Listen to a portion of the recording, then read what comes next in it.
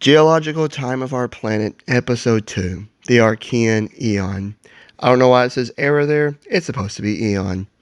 It's lasted from 4 billion to 2.5 billion years ago. So, let's get started. Following the hell that was the Hadean, the Earth continued to cool, and there was still no oxygen on our planet. Well, very, very little. However, complex chemical reactions in our young oceans turn carbon containing molecules into the first living organisms our planet had ever seen. A greenish blue goo called cyanobacteria flourished and ruled the planet. They didn't need oxygen. They made energy out of CO2, sulfur, and other elements. Everything was going really good for them too. Like they were killing it until they weren't, and it wasn't going so great. That is kind of a reoccurring theme in our planet's history.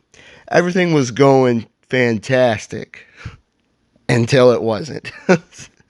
But we'll get back to them later. Right now, they're chilling and they're thriving. Right now, I want to talk about the Earth, what it looked like then.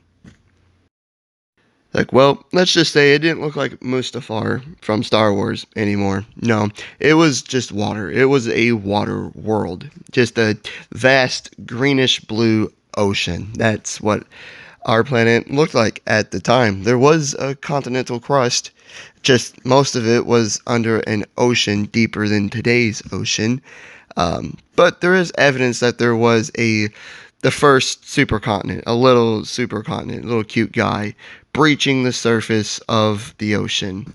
It would get the name Valbara, and it consisted of part of current day South Africa and a part of Western Australia. Uh, it- um, this was able to form because the lithosphere had become more stable. Uh, now let's get back to our little guys, our buddies, the cyanobacteria. They're doing great. They're loving life. Um, as Earth's earliest life forms, they are simply thriving. They're carefree. They have no problems in the world. Just sucking in CO2 and spitting out oxygen as a waste product because nothing on planet Earth at the time needed oxygen. So it just spat it out, and yeah. And then because they would convert sunlight into energy through photosynthesis, like plants would later on. That's what they did. Um, for hundreds of millions of years, billions upon billions of these little guys spent all day doing this. Um, and there was nothing on Earth that needed this O2. So it just hung out in the ocean. After a while, it mixed with the iron. You know what? Iron rusts when it reacts with oxygen, and eventually the blue oceans turn into a rusted red color. Oh yeah, oxygen was like poison to the cyanobacteria, and they were nearly wiped out because of it. Eventually, there wasn't any more iron to react with, so the large amounts of oxygen that was being created was just sucked up into our atmosphere like a big old vacuum. And you would think this was good because, all life, most life today requires oxygen to live and thrive. But not exactly. Like I said, the oxygen was like a poison to cyanobacteria. It nearly wiped them out. But not only that, the sun wasn't as bright and or as hot as it is today. Earth was only as hot as it was because of all the greenhouse gases in the atmosphere.